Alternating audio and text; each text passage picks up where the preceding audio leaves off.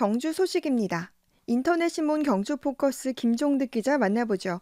안녕하세요. 예, 안녕하십니까. 네, 먼저 코로나19 소식부터 살펴보죠. 10월 들어서 확진자 발생 숫자가 다행히 크게 줄어들고 있죠. 예, 그렇습니다. 어제 경주시에서는 7월 14일 이후에 83일 만에 단 한 명도 발생하지 않는 날이었고, 네, 8, 9월 달에 대량으로 발생하는 확진자 수가 이달 들어서는 크게 줄어드는 양상입니다. 네. 8월 19일의 경우에는 하루 동안 34명이 발생해서 그 작년 2월 22일 이후에 경주 지역에서는 일일 확진자 수 최다를 기록하기도 했고, 그 7월 하순부터 이어졌던 이 코로나19 4차 대유행이 이 경주 지역에서는 10월 들어서는 확실하게 감소세로 줄어든 것으로 보입니다. 10월 1일 날 3명, 2일 날 6명, 3일 날 2명, 4일 날 3명, 어제 단 한 명도 없었고 오늘 한 명 이렇게 계속 한 자릿수 발생이 이어지고 네. 있습니다. 경주에서는 8월에 특히 많이 발생했었죠. 그렇습니다. 월별 추이를 보면 5월 달에 106명 좀 많았고 6월 달에는 그 절반 51명으로 이렇게 크게 줄었다가 7월 달에는 다시 78명으로 증가세로 돌았습니다. 네. 그러다가 8월 한 달 동안 312명이 발생해서 말 그대로 정점을 찍은 뒤에 9월 달에는 187명으로 다시 감소세로 돌았었습니다. 오늘 현재 경주시 누적 확진자는 1,062명, 10월 발생자 수는 15명입니다. 네. 이달 들어서 이 확진자 수가 크게 줄어들면서 이 진단검사를 받는 시민 수도 감소하고 있는데요. 어제 진단검사를 받은 시민이 843명, 그래서 누적으로 검사자 수는 25만 7,681명이고요. 네. 이 확진자 접촉자로 이렇게 자가격리에 들어간 시민, 어제 14명이 증가하면서 오늘 오전 10시 현재 258명이 자가격리 중입니다. 누적 자가격리자 수는 8,376명이고요. 네. 오전 10시 현재 병원에서 입원 치료 중인 시민은 어제까지만 해도 한 71명이었는데 크게 줄어서 오늘 51명인 것으로 나타나고 있습니다. 이 백신 1차 접종률은 어제 455명이 1차 접종을 받아서 누적 18만 8,538명 해서 74.71%. 백신 접종 완료자 수는 어제 3,218명이 증가를 하면서 누적 13만 6,021명, 53.9%를 기록하고 있습니다. 네. 코로나 소식 들었고요.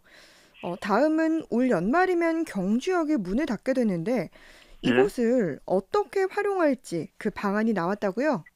그렇습니다. 이 경주 역사 그리고 역광장 이걸 이 문화체험 전시 공간으로 조성하는 경주역 문화 플랫폼 조성을 추진 중이다. 이렇게 밝혔는데요. 네. 경주시가 밝혔는데요. 이 폐역 그리고 폐선이 되는 12월 달에 폐선이 되는 경주역 그리고 광장 철도 부지가 무려 14만 8,700평방미터에 달합니다. 경주시는 음, 여기에다가 시청이나 시의회와 같은 공공청사 또 상징 건축물 또 상업시설 이런 행정문화 상업이 어우러지는 공간으로 조성한다는 계획이지만 이건 워낙 이 계획 수립까지는 그리고 또 착수하기까지 상당 기간이 소요될 것으로 이렇게 예상이 되기 때문에 경주 역광장을 우선 이 복합 문화 공간으로 임시 활용한다는 그런 계획을 밝힌 겁니다. 네.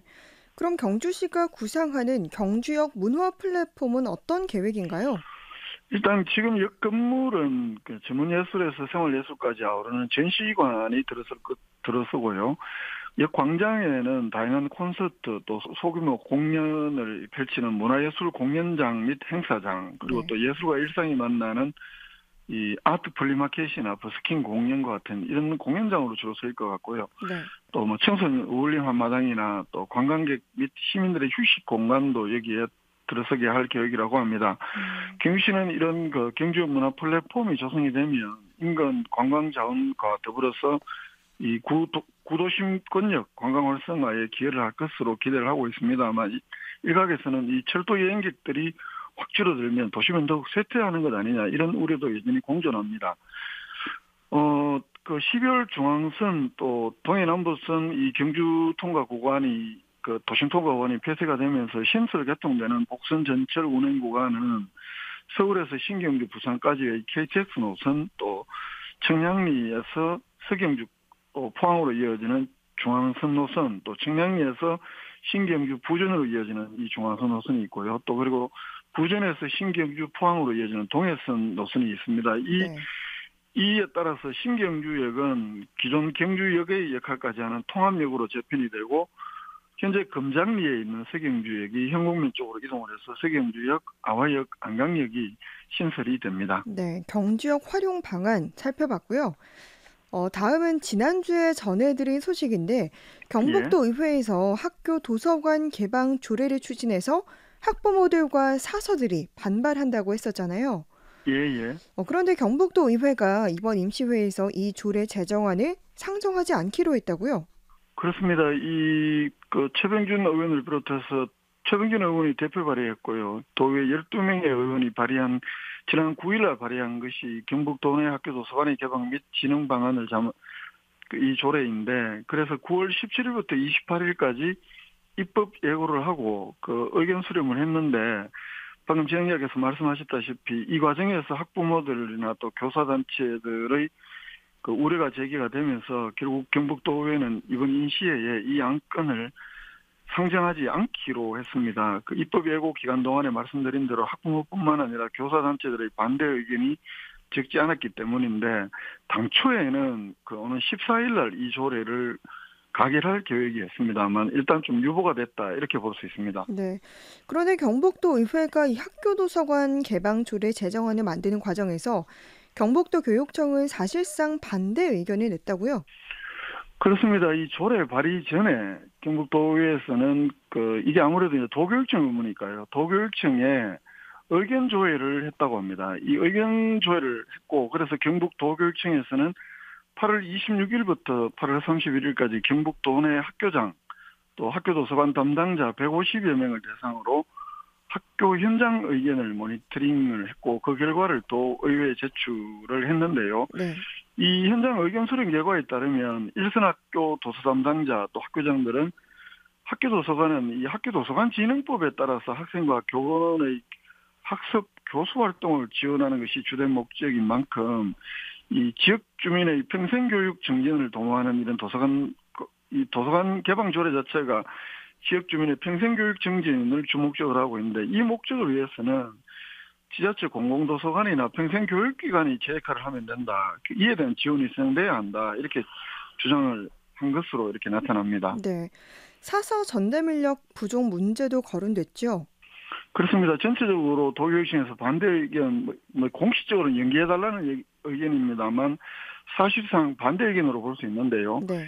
이 사서교사와 또 학교 도서관 전담 인력 부족도 거론을 합니다. 도교육청이 낸 자료에 따르면 이 경북도 내의 학교 도서관 전담 인력, 경북도 내 925개 학교 가운데 162곳에 뿐입니다. 그래서 배치율이 17.5%에 불과한 실정인데, 학교장들이나 현장 도서관 사서교사들은 이 제대로 된 학생들에게 교수 학습 활동을 지원하기도 부족한 실정인데, 여기에서 다시 학교 도서관을 지역 주민에게 개방할 경우에 교사들의 업무 부담 과중이나 학생들의 안전 문제가 발생할 수 있다라면서 학교 도서관 전담 인력이 최소한 50%까지 확보된 때까지는 도서관 개방 조례 제정을 연기해달라, 이런 의견을 경북도 의회에 보낸 것으로 확인이 됐는데요.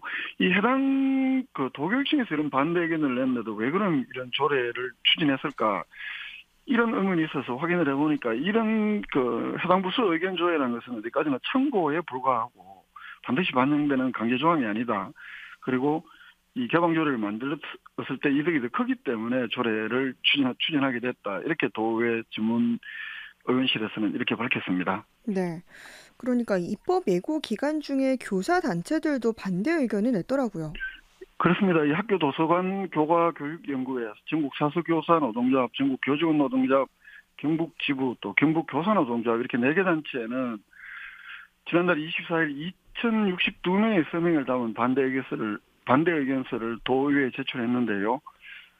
이 조례가 학교 도서관 교육의 본질을 흐리고 학생들의 교육적 피해가 우려된다라면서 조례 제정 철회를 요구했고, 크게 문제점들 한 3가지를 지적을 하는데, 이 조례가 학생과 교사의 학습 교수 활동을 지원하기 위해 존재하는 이 학교 도서관의 특수성을 고려하지 않고 있다는 점, 또 학교의 정상적인 교육 활동 지원을 침해한다는 점, 무엇보다 학생들의 안전이 보장되지 않는다는 점, 이렇게 문제점들을 제시를 했습니다. 네.